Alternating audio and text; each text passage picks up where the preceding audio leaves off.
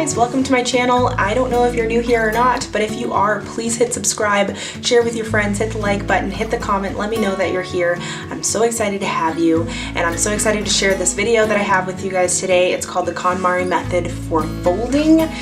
She has a wonderful method of organizing, and I just want to apply it to my drawers because my drawers are crazy. I don't know about you guys, but they always get cluttered. There's clothes everywhere. I don't know how to keep them folded nicely. Even though I fold all my clothes before they go in there, they turn out not to be folded by the time they're done. So hopefully with this method, I can organize my drawers in a way that lasts for a long time and I don't cringe every time I open my drawers. So I'm super excited to show this with you today. And then my roommate Adrienne is joining us. She is more organized than I am or ever will be.